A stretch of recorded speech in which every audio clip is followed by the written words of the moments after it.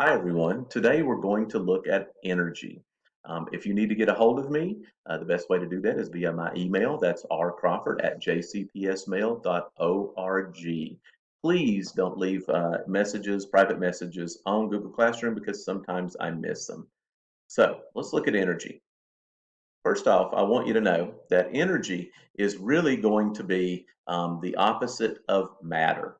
Okay, so we know, so even though I said everything really on earth is matter, well, that is true because I said everything. Remember, matter is all physical stuff. Energy is not matter. And so when we look out into the entire universe, we can group well, all things into these two basic categories. Is it energy or is it matter? So now the definition that you are most usually going to run into in a book for energy is the ability to do work. Well, that's very helpful if you know a little bit more about physics and you know what work actually is. Um, for me, I think maybe a better definition for you to use is energy is anything that has the ability to move or change matter. So, energy is something that can move atoms or groups of atoms around, or it can change it in some way.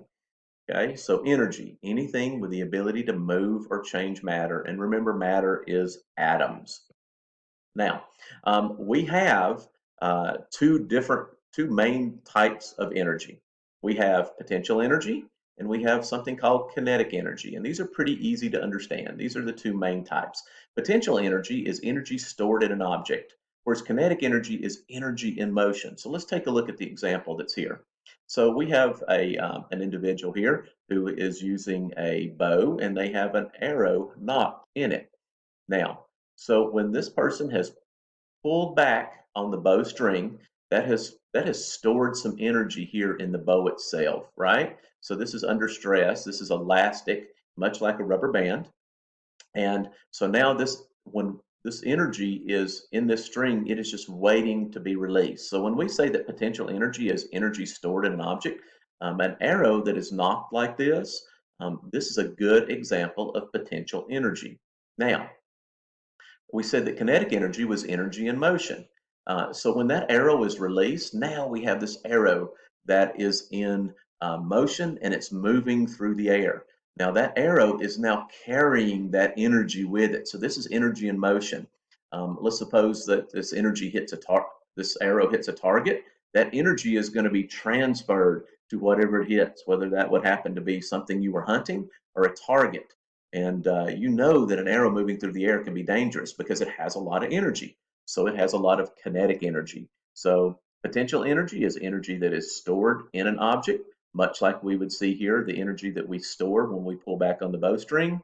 And kinetic energy is energy that we find in any moving object. Could be an arrow, could be a car that's traveling along the highway. Potential and kinetic energy, two main types. Now, a couple more examples. We could put some energy into a hammer by pulling against gravity and lifting it up. So while it's poised up here and it's not moving, we say it has potential energy. But when we swing that hammer down or let that hammer drop, well, that turns it into kinetic energy, right? The hammer is in motion, stored up here, and here it's in motion. Potential versus kinetic energy. If we push this ball up to the top of a hill, we have used some energy to put some potential energy into it. And then when we push it and it gets rolling down the hill and it's in motion, we say it now has kinetic energy. So if you were standing at the bottom of the hill and this ball hits you, you would be able to feel that energy. Potential versus kinetic, two basic types of energy. Now, at when we look at energy, I think it's very handy for us to think about the different forms of energy. And so, really, forms means you'll think of it as several types, but really, in science, we want to use the word forms. Now, let's think about the two groups of energy that we talked about. We have kinetic energy and potential energy, energy in motion, and energy stored. So, when we look at some examples of forms, light, thermal energy, which is also heat energy, sound, like sound waves, electricity, and something called mechanical energy, which is a little bit like motion itself. These are all these are all different forms of kinetic energy. Potential energy, on the other hand, are things like chemical energy. Magnetism, gravity. So think about that ball that we pushed against gravity and that hammer we listed that we picked up against gravity. Gravitational energy and also nuclear energy. These are some forms of potential energy. Okay, so several different forms, and there are even others that haven't been listed here. In sixth grade, we're going to worry about 5 main forms of energy, but there are many more than we will talk about in sixth grade. All right, so when we talk about energy, one of the things that we need to think about is something called the law of conservation of energy. And really, that law is very simple. Energy is never created or destroyed. That's it. So we can't create or destroy energy. So instead of energy being created or destroyed, when we think of using energy, instead what we are doing is we are simply changing energy from one form to another form. So let's take a look at an example. By the way, these are called energy transformations. When energy moves from one form to another form, it has changed its form, then we say that it's a transformation. So here we have a battery.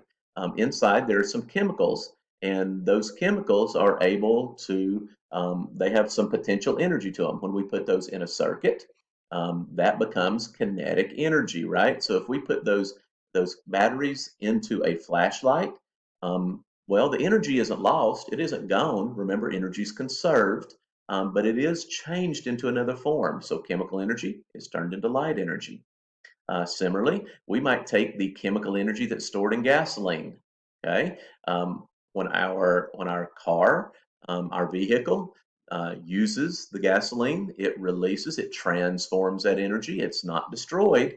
Instead, it's turned into motion and turned into heat. When you eat food, some of you know that's how you get energy for your body. Inside of the food, there's chemical energy that's stored. Your body is able to take that chemical energy and it's able to release it. It turns it into oftentimes mechanical energy, motion. It'll turn it into heat to keep you warm, right? And so all their energy is being transformed around us all the time. So energy, never created or destroyed, and oftentimes when we think we're destroying it, instead we are awfully simply changing it to from one form to another, and that's called an energy transformation. All right, guys, that should do it for energy today. These are just the basics.